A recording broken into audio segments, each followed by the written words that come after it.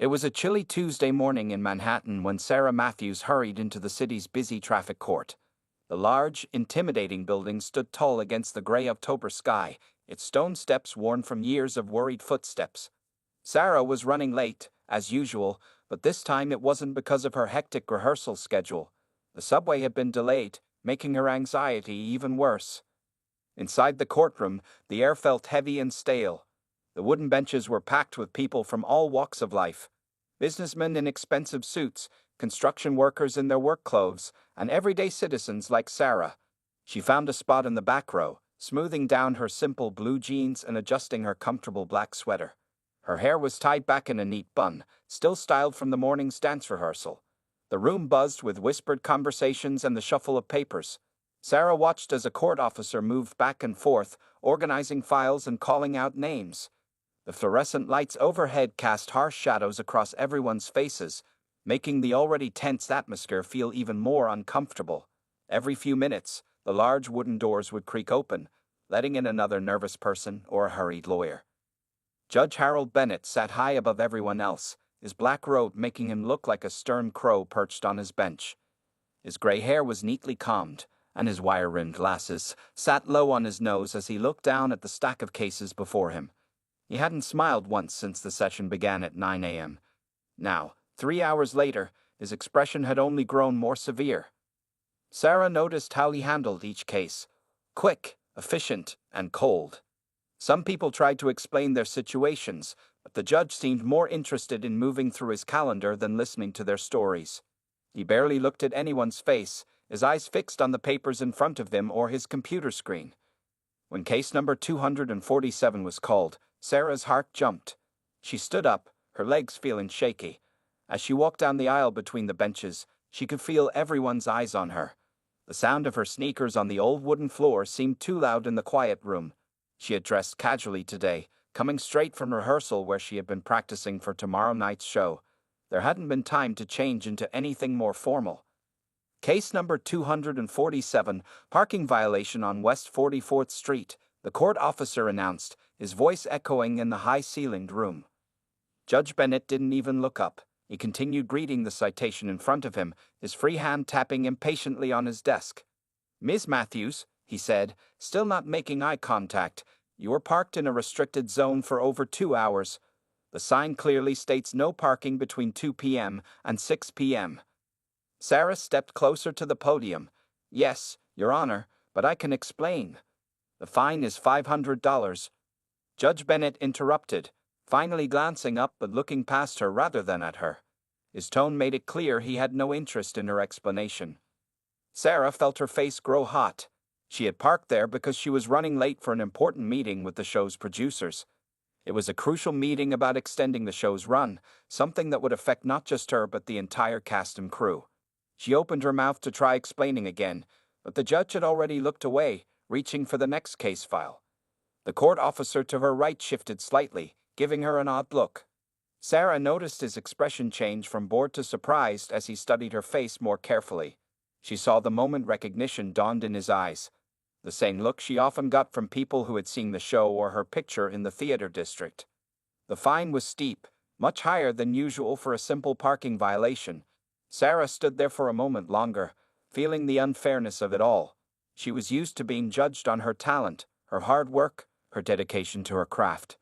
But here, in this courtroom, none of that mattered. She was just another face in the crowd, another case number to be processed and dismissed. Little did Judge Bennett know that the woman he had barely acknowledged, the one he had just fined without a second thought, had brought audiences to their feet just the night before. The same hands that now clutched her citation had gracefully moved across the stage of one of Broadway's most prestigious theaters.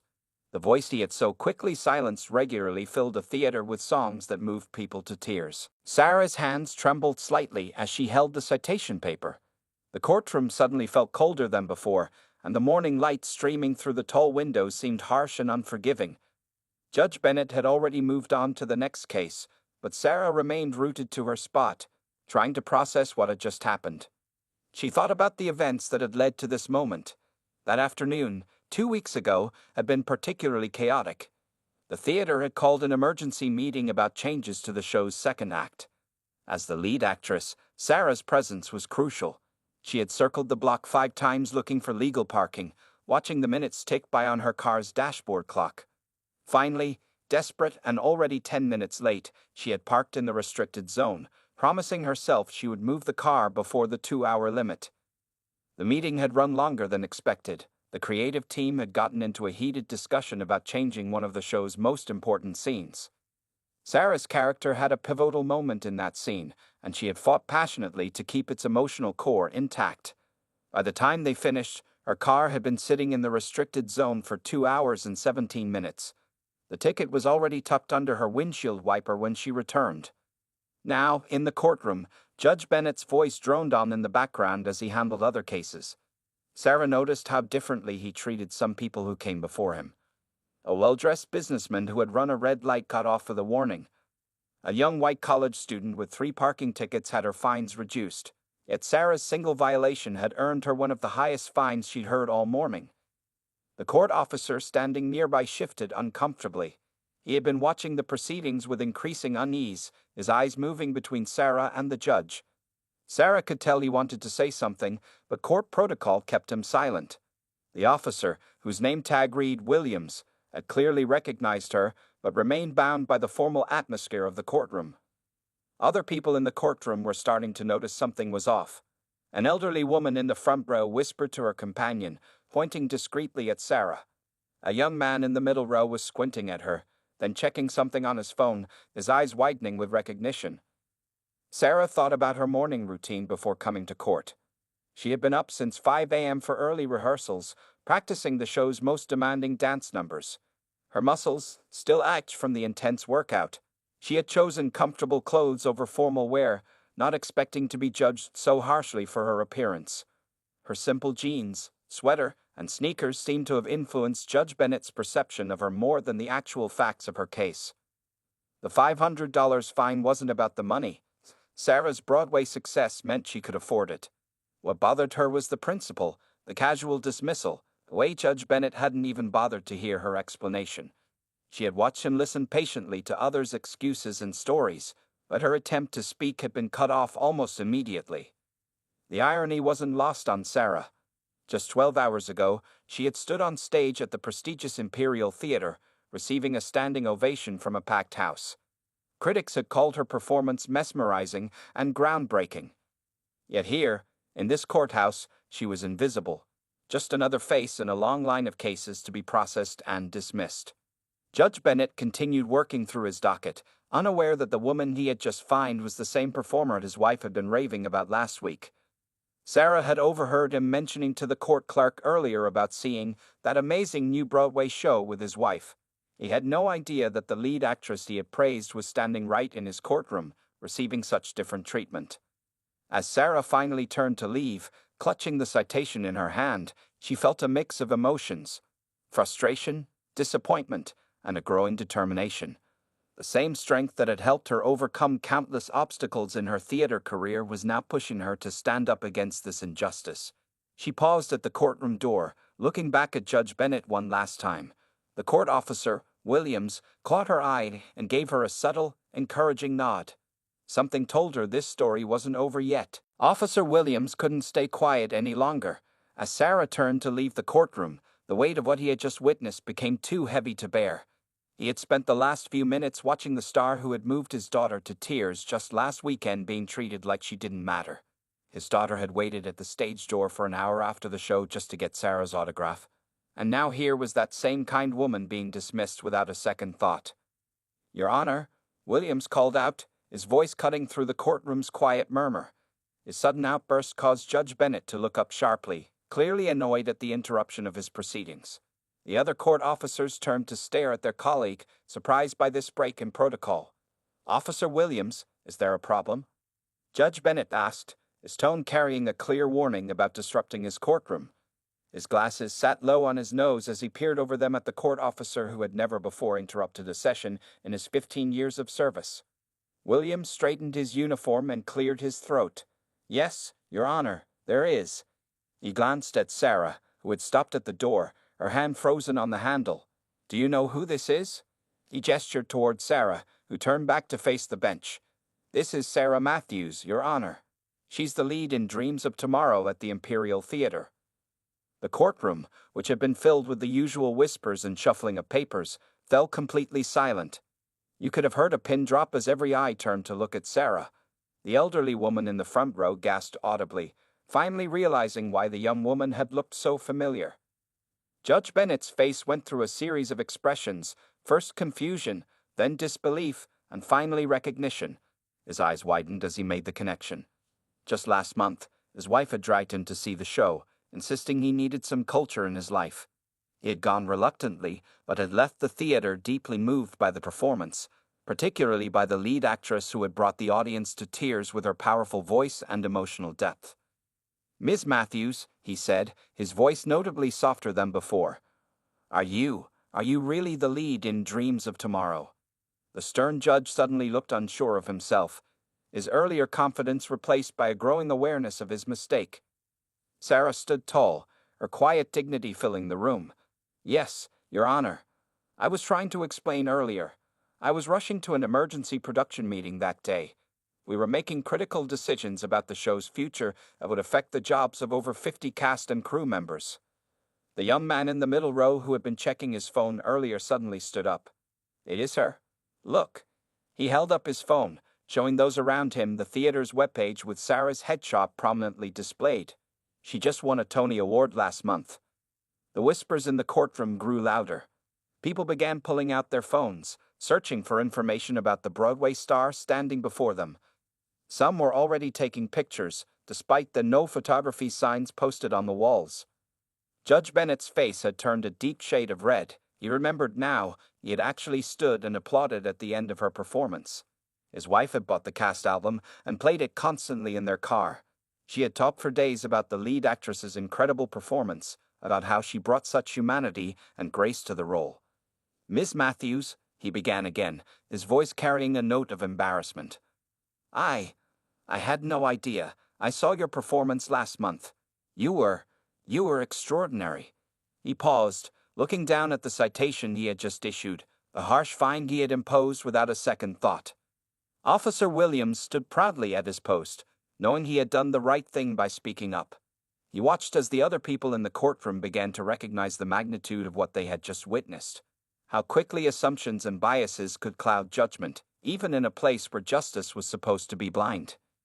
Sarah remained composed, though a small, knowing smile played at the corners of her mouth. She didn't need to say anything. The situation spoke volumes on its own. The same judge who had dismissed her minutes ago was now stumbling over his words, trying to reconcile the simple woman in jeans and a sweater with the Broadway star who had moved him to tears. Judge Harold Bennett felt like the ground was shifting beneath his feet. The comfortable certainty he had carried for 20 years on the bench was crumbling. He looked down at his hands, noticing they were trembling slightly as he remembered that night at the theater just 3 weeks ago. He had been sitting in the third row, his wife Margaret beside him, watching Dreams of Tomorrow. The same woman he had just found stood center stage, her voice filling the theater with such emotion that he had found himself wiping away tears. During intermission, Margaret had squeezed his hand and whispered, "Isn't she amazing, Harold? Such grace, such presence." Now, in his courtroom, that same grace was evident in how Sarah Matthews handled this uncomfortable situation. She hadn't shouted or made a scene. She had simply stood there, dignified, letting the truth speak for itself. "Court is in recess for 15 minutes. Judge Bennett announced suddenly, his voice rougher than usual. The words seemed to catch in his throat. He needed time to think, to process what had just happened. As he stood up, he noticed his legs felt unsteady. In his chambers, he paced back and forth across the worn carpet. The walls were lined with law books and certificates, 20 years of legal experience captured in frames and bindings. But right now, none of that learning seemed to matter. He walked to the small window that overlooked the busy street below, watching people hurry past the courthouse. His mind kept replaying the last 30 minutes, how quickly he had dismissed her explanation, how he hadn't even looked at her properly. The fine he had imposed was higher than his usual for similar violations. Why? The question burned in his mind. A knock on the door interrupted his thoughts. It was Officer Williams, the court officer who had spoken up. "Your Honor, are you all right?" Judge Bennett turned from the window. "Come in, Williams." He gestured to a chair. "Tell me, how long did you know about who she was?" Williams stood straight, his hands clasped behind his back. "I recognized her as soon as she walked in, Your Honor. My daughter and I saw the show last weekend. She waited an hour after the show to meet Ms. Matthews. That woman stayed and signed every autograph, talked to every fan. She was kind to everyone, especially my little girl." The judge sank into his leather chair, the weight of his actions pressing down on him. "And I didn't even look at her, Williams. I didn't even give her a chance to explain." He pulled off his glasses, rubbing his tired eyes. "What does that say about me? About how I'm doing my job?" Through his open chamber door, he could hear the buzz of conversation in the courtroom. Word was spreading quickly about what had happened. He could imagine the social media posts already being shared, the headlines that would follow. "Judge humbled by Broadway star." But it wasn't the potential embarrassment that bothered him most. It was the realization that Sarah Matthews probably wasn't the first person he had treated this way. How many others had he dismissed without truly seeing them? How many stories had he refused to hear? He thought about his own daughter, who was about Sarah's age. What if someone had treated her that way? The thought made him feel sick to his stomach. Looking at his reflection in the window, Judge Bennett barely recognized himself. The stern, confident man who had sat on the bench for 2 decades seemed like a stranger now. In his place was someone who had just received a powerful lesson in humility and the danger of assumptions. "Williams," he said finally, turning back to the officer who still stood waiting. "When court resumes, I want Ms. Matthews brought back in. Is she still here?" He paused, straightening his robe. "And Williams, thank you for speaking up, for doing what I should have done, seeing the person, not just the case number." As he prepared to return to the courtroom, Judge Bennett knew this moment would change how he handled every case that came before him in the future. The leather-bound law books on his shelves had taught him about justice, but Sarah Matthews had taught him about humanity. By evening, the story had spread like wildfire across New York City. Someone in the courtroom had recorded a short video of the revelation, despite the no photography signs, and posted it online. The clip showed the exact moment when Officer Williams spoke up, capturing Judge Bennett's changing expression as he realized who Sarah Matthews was. Local news stations picked up the story quickly. The headline, "Broadway Star Faces Courtroom Bias," flashed across screens in Times Square, the same place where Sarah's face usually shone on theater billboards. People waiting in line at the Imperial Theater for that evening's performance of Dreams of Tomorrow were all talking about what had happened. Sarah sat in her dressing room, looking at her phone as message after message poured in. Her castmates had gathered around her, offering support and sharing their own similar stories. The show's director, an older black woman named Patricia, placed a gentle hand on her shoulder. "You know," Patricia said softly, "this happens every day to people who don't have your platform. People who can't make headlines." She had been directing Broadway shows for 20 years and had seen this story play out countless times, just without the dramatic revelation at the end. Outside the courthouse, reporters gathered, hoping to catch Judge Bennett as he left for the day. The judge had spent the afternoon in his chambers, watching as social media exploded with comments and reactions. His secretary had already received dozens of calls from newspapers and TV stations wanting his response to the incident. One popular news website posted a side-by-side image, Sarah in her Broadway costume, taking a bow to a standing ovation, next to a sketch of her standing in the courtroom in jeans and a sweater. The caption read, "Same person, different treatment.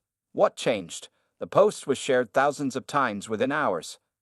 Local community leaders began speaking up. Reverend James Jackson from the First Baptist Church of Harlem appeared on the evening news. "This isn't about one judge or one actress," he said. "This is about the everyday experience of people of color in our justice system. The only difference is, most people don't have a Tony Award to make others see their humanity."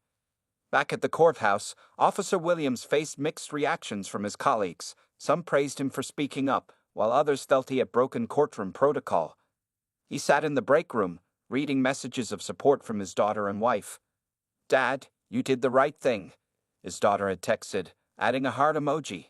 Judge Bennett's wife, Margaret, called him 3 times that afternoon. When he finally answered, her voice was filled with disbelief.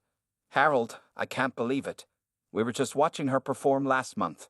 Remember how moved you were? How could you not see it was her?" The judge had no good answer. He sat in his chambers, reviewing his cases from the past week. How many others had he judged unfairly? How many times had he made assumptions based on appearance? The questions kept coming, each one more uncomfortable than the last. Social media platforms were filled with similar stories. People shared their own experiences of being judged by their appearance, their clothes, or the color of their skin. A Twitter hashtag just like Sarah started trending, with thousands sharing moments when they were treated differently until their achievements were revealed. Theater community members rallied around Sarah. Other Broadway stars began sharing their own stories of discrimination.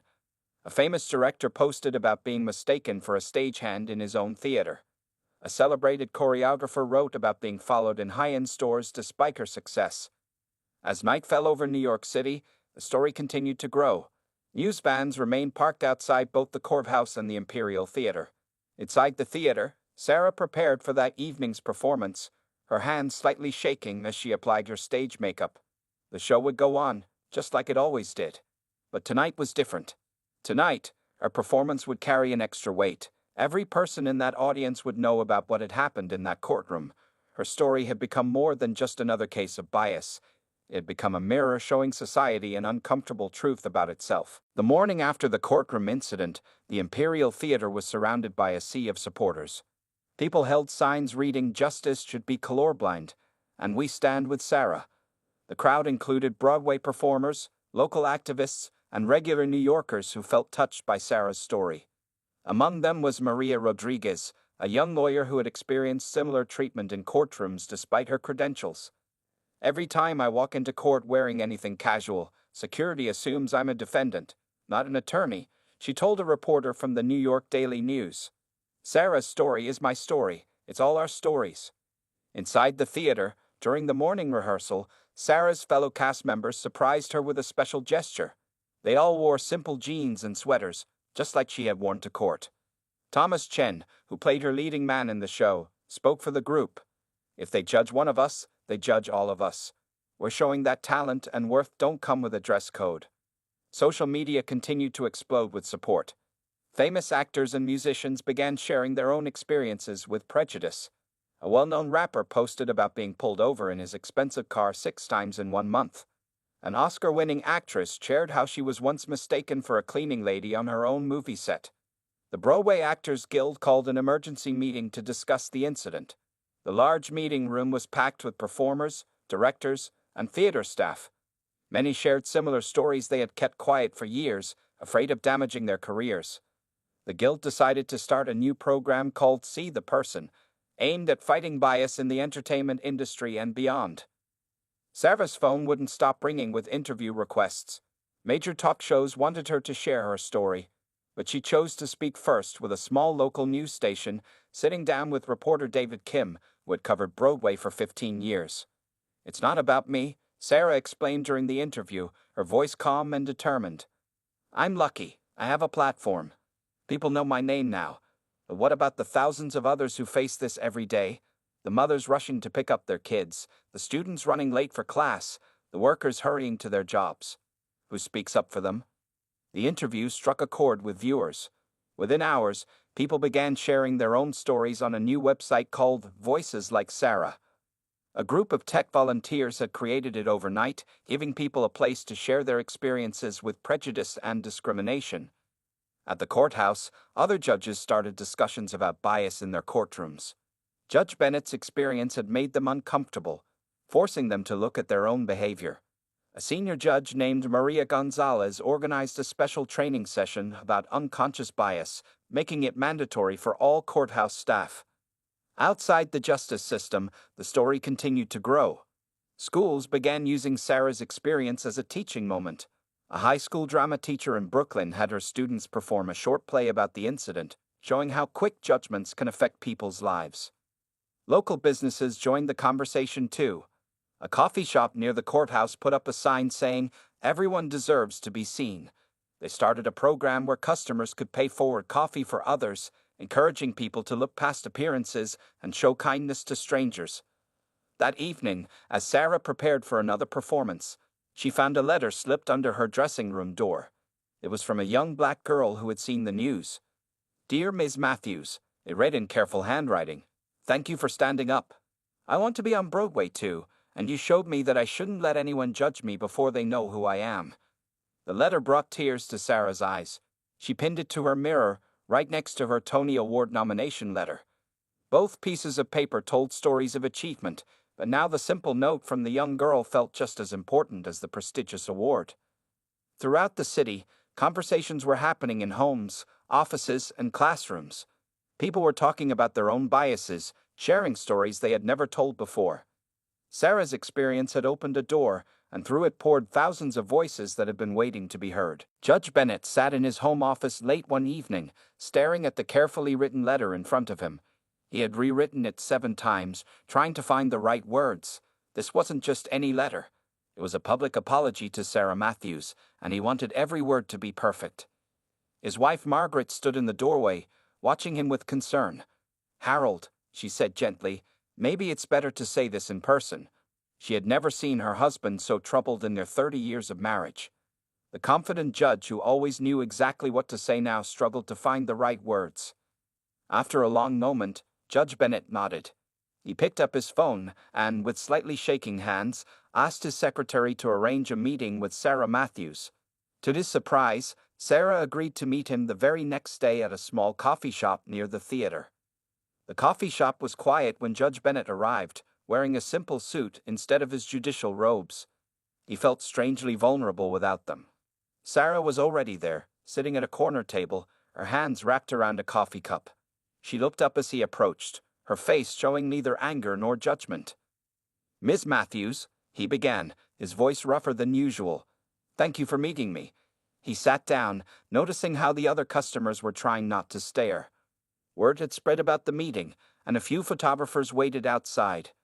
Sarah smiled slightly. "Would you believe I almost got a parking ticket coming here today?" she said, breaking the tension.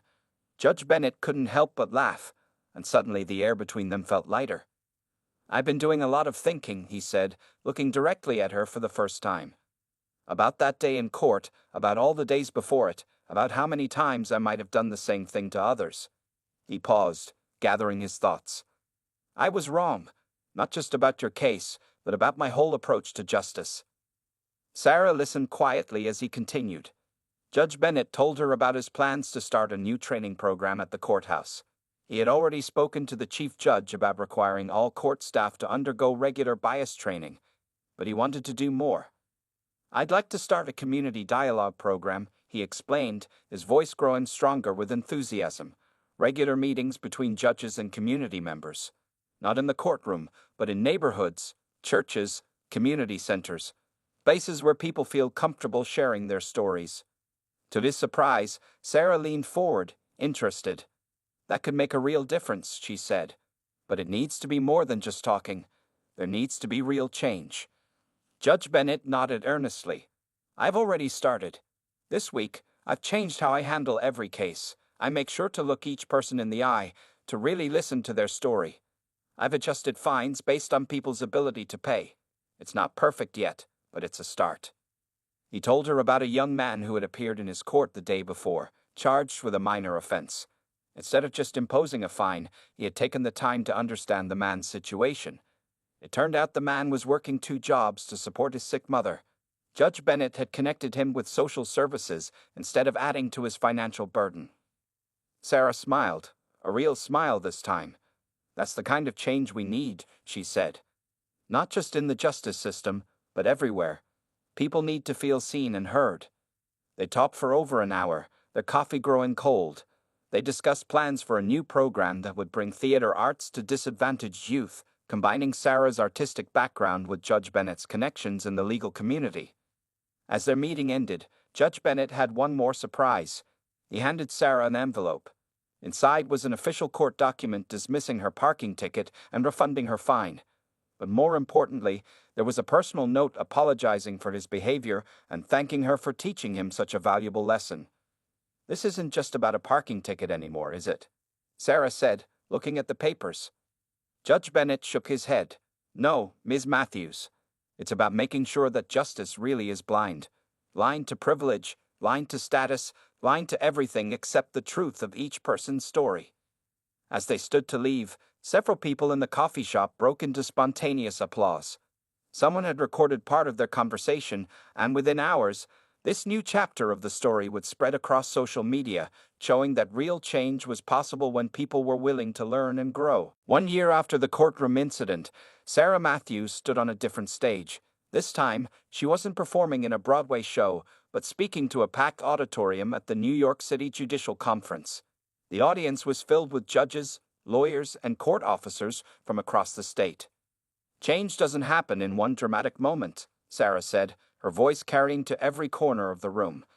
"It happens in thousands of small moments, in daily choices to see people for who they really are." Judge Bennett sat in the front row, nodding in agreement. He had become one of her strongest allies in pushing for judicial reform.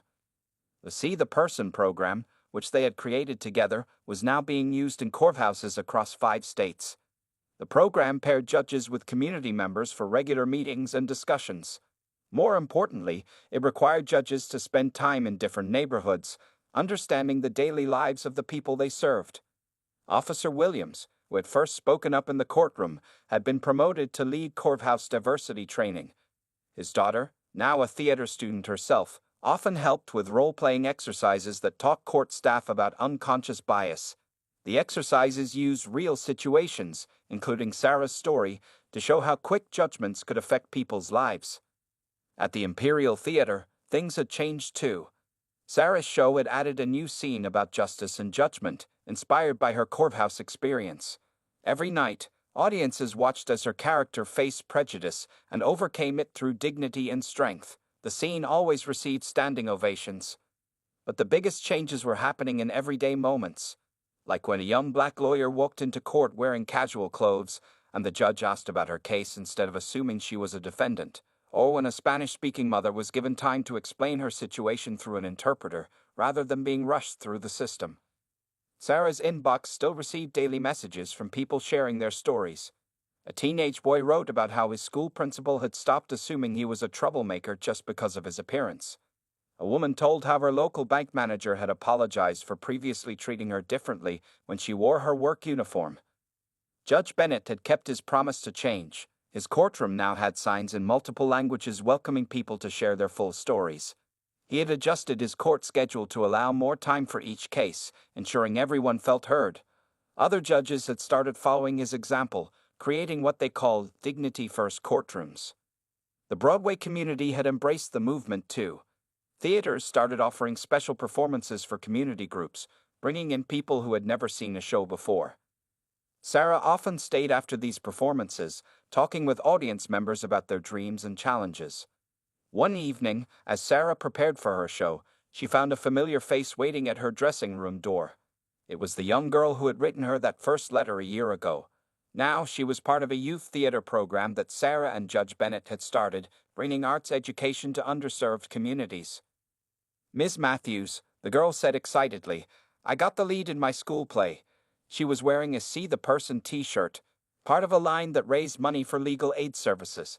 Sarah hugged her, remembering her own journey from that difficult day in court to this moment of joy.